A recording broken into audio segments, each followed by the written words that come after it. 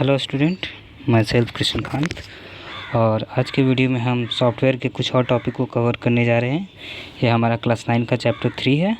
पिछले कुछ वीडियो में मैंने कुछ पॉइंट्स को कवर किया था। आज हम देखेंगे यूटिलिटी सॉफ्टवेयर। मैंने आप लोग को बता दिया था। आज का हमारा टॉपिक है एंटीवायरस सॉफ्टवेयर। एंटीवायरस सॉफ्टवेयर क्या होता है? यह एक सिस्टम सॉफ्टवेयर का ही टाइप है, यानी यूटिलिटी सॉफ्टवेयर के अंदर आने वाला एक सॉफ्टवेयर है। ठीक है, तो आइए देखते हैं एंटीवायरस सॉफ्टवेयर क्या होता है। बेसिकली पहले हम जानते हैं कि एंटीवायरस क्या होता है। एंटीवायरस यानी कि वैसा सिस्टम या वैसा सॉफ्टवेयर जो वायरस को रोकता है, वो हमारा क्या कहलाता है? एंटीवायरस, यानी वायरस को रोकने वाला सिस्टम या फिर सॉफ्टवेयर। ठीक है, antivirus utility ensure the virus free environment for the computer system. Antivirus utility क्या करता है? हमारे सिस्टम को, हमारे कंप्यूटर सिस्टम को एक ऐसा इन्वायरमेंट प्रोवाइड करता है जो कि वायरस फ्री हो, जिसके अंदर किसी भी टाइप का कोई वायरस ना हो। It can scan and remove the virus enter in the computer. ये क्या करता है? किसी भी वायरस को जो कि कंप्यूटर में इंटर होता है उसको स्कैन करता है और उसको रिमूव करता है। ठीक है, उसको देखता है और उसको हटाता है। They also provide protection from several other types of malware like spam, spyware, Trojan etcetera. ठीक है, ये और भी क्या काम है इसका? ये प्रोटेक्शन प्रोवाइड करता है हमारे सिस्टम को, जैसे कि बहुत सारे अलग टाइप के भी मालवेयर हैं, स्पैम्स हैं, स्पाईवेयर है, ट्रोजन, ये सब क्या है? ये सब वायरस के टाइप है। इन सब टाइप के वायरस को भी यह रोकने में मदद करता है, हमारे सिस्टम को प्रोटेक्शन प्रोवाइड करता है। नेक्स्ट है, these are the memory reside program and do not allow any type of interface program और file open in the system. ये क्या करता है? यह एक मेमोरी रिसाइड प्रोग्राम है, यानी कि हमारे मेमोरी के अंदर जितने भी प्रोग्राम हैं उसके साथ ये वर्क करता है और किसी भी अलग इंटरफेस के प्रोग्राम को सिस्टम में ओपन होने से रोकता है। इस चीज़ को समझिएगा। मेमोरी रिसाइड प्रोग्राम क्या होता है? वैसा प्रोग्राम जो कि हमारे सिस्टम में पहले से इंक्लूड है। उन प्रोग्राम के अलावा या उन एप्लीकेशन के अलावा अगर कोई अलग प्रोग्राम हमारे सिस्टम में या अलग सॉफ्टवेयर हमारे सिस्टम में जब ओपन होता है तो वो उस पर कंडीशन लगाता है, यानी कि हम अगर कोई अलग सॉफ्टवेयर या फिर एप्लीकेशन डाउनलोड करते हैं तो हम एक ओपन सोर्स, मोबाइल में आप लोग देखते होंगे ओपन सोर्स करके एक ऑप्शन आता है। ठीक है, ओपन सोर्स क्या करता है? हमारे किसी भी टाइप के प्रोग्राम को, प्रोग्राम हमारा क्या एक सोर्स है, किसी भी टाइप के एप्लीकेशन या प्रोग्राम को हमारे सिस्टम में अलाउ करता है रन करने के लिए। लेकिन जब हम एंटीवायरस का यूज करेंगे तो एंटीवायरस हमें उस चीज़ से रोकेगा, हमें इंडिकेट करेगा कि आप इस तरह का सॉफ्टवेयर यूज करें या फिर ना करें या फिर रन होने नहीं देगा। ये हमारा क्या कहलाता है? Antivirus software. नेक्स्ट है हमारा बैकअप यूटिलिटी। बैकअप यूटिलिटी क्या है? बैकअप यानी हम कोई भी चीज़ को स्टोर करके रखते हैं, वो हमारा क्या कहलाता है? बैकअप। यानी कि हम कोई भी वर्क कर रहे हैं, अगर हमारे सिस्टम में है, अगर हमारा सिस्टम किसी कारण बस ख़राब हो जाता है या फिर उसका डाटा फॉर्मेट हो जाता है तो हम क्या अपने डेटा को नहीं दोबारा प्राप्त कर सकते हैं। इस चीज़ को प्राप्त करने के लिए हम क्या है? बैकअप का यूज करते हैं। बैकअप क्या करता है?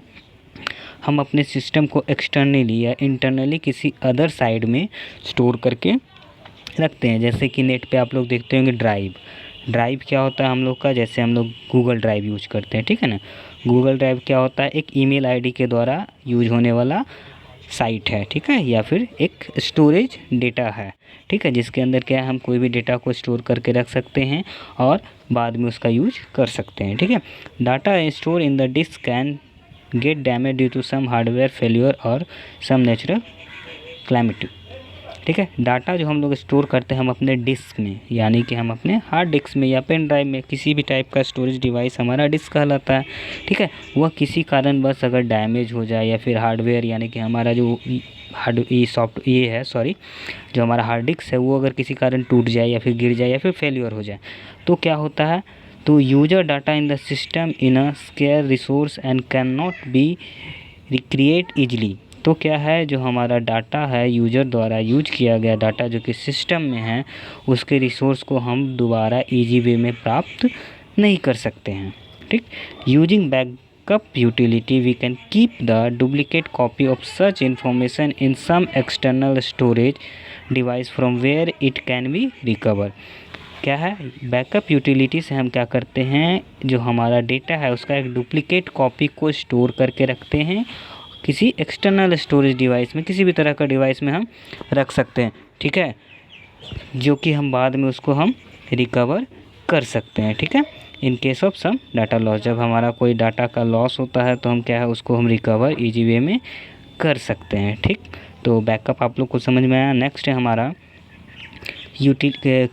Compression utility. कंप्रेशन यूटिलिटी क्या होता है, this utility facilities the compression of large file so that they take less space in the storage device. यह यूटिलिटी क्या होता है, किसी भी फाइल या किसी भी डेटा के साइज को कंप्रेस करता है। यह फैसिलिटी क्या प्रोवाइड करता है, कंप्रेस करता है हमारे लार्ज फाइल को, यानी लार्ज फाइल को स्मॉल फाइल में चेंज करता है, जिसके कारण हम क्या है बहुत स्टोरेज डिवाइस में हमारा बहुत कम स्पेस यूज होता है। Such compress file can not be use directly but required to be decompress into their original form.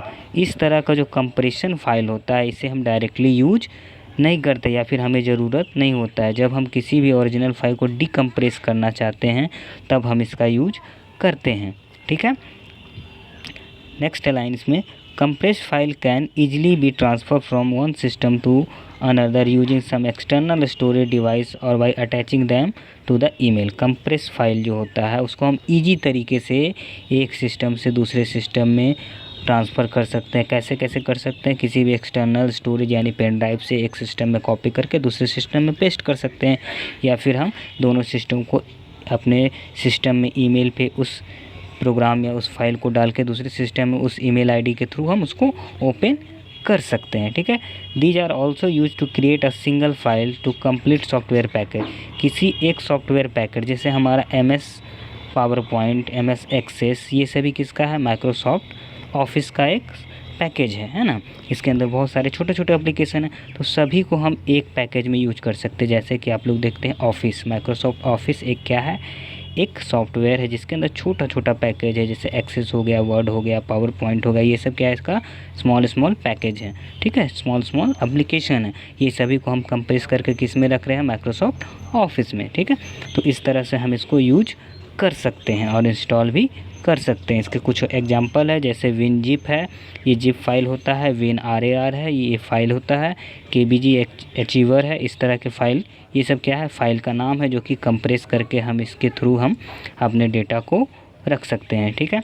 Next line हमारा डिस्क डिफ्रैगमेंटर, ठीक है। फ्रेगमेंटेशन क्या होता है, fragmentation is the process of storing a single large file at a different non continuous memory block. क्या होता है, ये जस्ट होता है कंप्रेसर का उल्टा, ठीक है। ये क्या करता है, डिवाइड का वर्क इसमें किया जाता है। किसी एक लार्ज फाइल को हम छोटे छोटे फाइल में या ब्लॉक में, मेमोरी ब्लॉक में हम स्टोर करके ये यूज कर सकते हैं इसके through. Over a period of time various file divide into pieces get store across the selected memory block, ठीक है। हम क्या है, एक सेक्टर बनाते हैं, ठीक है। मतलब कि अगर हमारा ये कि बड़ा फाइल है तो हम, ये हमारा A नाम का एक बड़ा फाइल है, तो हम इसको क्या है छोटे छोटे सब फाइल में ट्रांसफ़र करके या फिर ब्लॉक के फॉर्म में बना के इसका यूज हम कर सकते हैं, ठीक।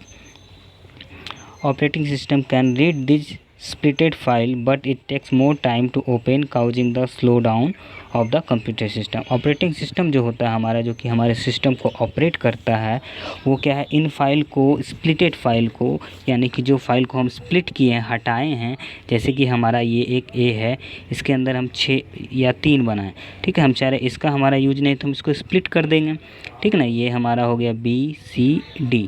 अगर हम C का यूज नहीं करना चाह रहे हैं या फिर अनयूजुअल है, अभी यूज का नहीं है, तो हम इसको स्प्लिट करके रखेंगे। हम सिर्फ किसका यूज करेंगे, B और D का। तो इस समय अगर हम स्प्लिट का यूज करते हैं, स्प्लिटेड फाइल का यूज करते हैं, यानी कि स्प्लिट किसी फाइल को करते हैं, तो ऑपरेटिंग सिस्टम को पूरे फाइल को ओपन करने में थोड़ा टाइम लगता है। क्यों? क्योंकि हम एक एप्लीकेशन या एक डेटा को ब्रेक किए हैं अलग अलग फॉर्म में, तो जब हमारा ऑपरेटिंग सिस्टम उसको रीड करेगा तो वो एक मेन डेटा को ही रीड करेगा, देन आफ्टर इसके सब फाइल में जाएगा। अगर हमारा जैसे हम ब्लॉक फॉर्म में इसको हम चेंज कर रहे हैं तो हमारा ये 1 ब्लॉक हो गया, 2 ब्लॉक हो गया, 3 ब्लॉक हो गया, ये 4 ब्लॉक हो गया। तो जैसे ही ओपन होगा तो first to second, second to third, then fourth में जाएगा। लेकिन अगर हमारा ये स्प्लिट है तो ये फर्स्ट टू सेकंड में जाके रुक जाएगा, ये चेक करेगा कि ये स्प्लिट है, इसमें टाइम लगेगा, इस देन आफ्टर फिर वो थर्ड में जाएगा। तो इस तरह से ऑपरेटिंग सिस्टम को थोड़ा इसमें टाइम लगता है। आई थिंक आप लोग को टॉपिक समझ में आया होगा। कोई भी डाउट होने पे प्लीज़ कमेंट कर सकते हैं। Thank you.